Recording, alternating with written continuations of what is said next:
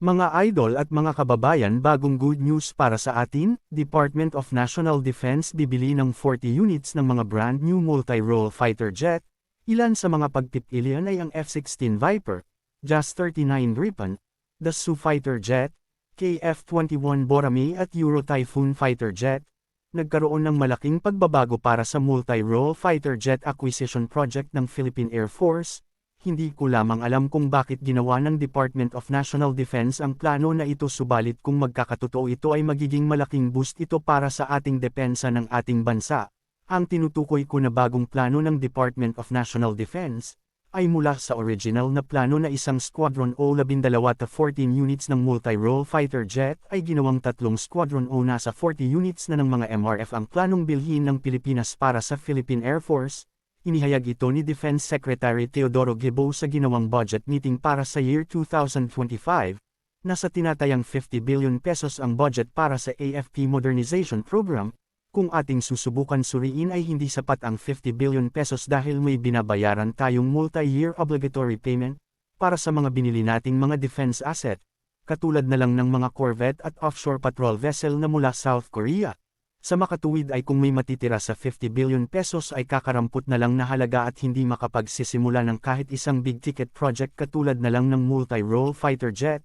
Dahil sa panibagong plano na ginawa ng Department of National Defense ay magiging back to zero ang multi-role fighter jet acquisition project.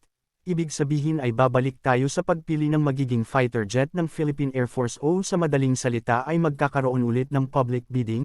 Ang masama sa nangyaring ito ay parang lalong pinabagal ng Defense Department ang pagbili ng mga MRF, dahil kung sumusubaybay kayo sa aking channel alam natin na ang JAS-39 Gripen na ang panalo para sa unang phase ng MRF project ng Philippine Air Force na mayroong 12 units ng mga bagong version ng JAS-39 Gripen. Isa pang dahilan kung bakit sinabi ko na parang mas pinabagal ang MRF project ay nangangailangan ito ng malaking pondo. Sa plano pa lang na 12 units ng MRF ang kukunin ay nahirapan na tayong humanap ng pondo. Lalo pa kayang 40 units na ang plano ng Department of National Defense na bilhin ay mas lalo tayong mahihirapan na humanap ng pondo o at least pang down payment para masimulan ang MRF project ng Philippine Air Force.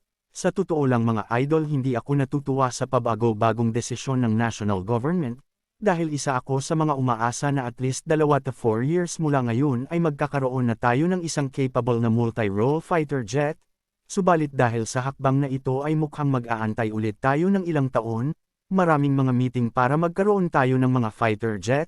Ang nakakagalit pa ay naunahan pa tayo ng bansang Thailand na magkaroon ng bagong MRF, sapagkat sa bagong balita na ating nakalap ay pinili na nila ang JAS-39 Gripen para sa kanilang MRF project at halos ilang linggo o buwan lamang ang tinagal bago sila maglabas ng desisyon, hindi katulad sa Pilipinas na inaabot ng ilang taon. Ang masama pa sa atin ay hindi full package deal ang ating kinukuha sa tuwing bibili tayo ng military asset. Ang tinutukoy kong full package deal ay katulad ng offer sa atin ng Estados Unidos na May 12 F-16 Viper, na may kasamang mga missile at spare parts for maintenance. Subalit ang problema naman sa full package deal na katulad ng offer ng Estados Unidos sa Pilipinas ay masyadong mahal at hindi daw kakayanin ng budget, kaya napunta tayo sa JAS-39 Gripen dahil payag sila na hiwalay ang magiging procurement ng mga MRF, missile at maging ng spare parts. Ganito ang nangyari sa ating mga FA-50 dahil magkabukod ang ginawang pagbili sa halip na isahan na lang, kaya ang naging resulta at ng time na mga ilangan tayo ng spare parts para sa ating mga FA-50 ay nag-antay pa tayo para sa mga parts na manggagaling pa mula sa bansang South Korea. Ang ganitong mabagal na galaw ng national government at samahan pa ng baluktot na pag-iisip ng ating mga politiko ang siyang nagiging dahilan kung bakit taon ang inaabot bago tayo makabili ng mga defense asset na katulad na lang ng mga multi-role fighter jet. Subalit ang good side na aking nakikita sa ginawang ito ng Department of National Defense ay gaya ng mga sumusunod. Enhanced defense capability. Ang mas malaking bilang ng fighter jets ay magpapalakas sa capability ng Pilipinas na ipagtanggol ang airspace nito laban sa mga banta, lalo na sa mga isyu sa West Philippine Sea. Improved deterrence. Ang pagkakaroon ng mas maraming fighter jets ay magsisilbing deterrent o pangontra laban sa mga posibleng aggressor. Operational flexibility. Ang pagkakaroon ng mas maraming unit ay magbibigay ng kakayahan sa militar na magsagawa ng sabay-sabay na operasyon sa iba't ibang rehiyon o sitwasyon, tulad ng humanitarian assistance, search and rescue, at disaster response. Reduced maintenance downtime, sa mas maraming units, may pagkakataong mag-alternate ang mga ito sa operasyon at maintenance, na nangangahulugang laging may available na jets kahit mayroong nasa repair o maintenance.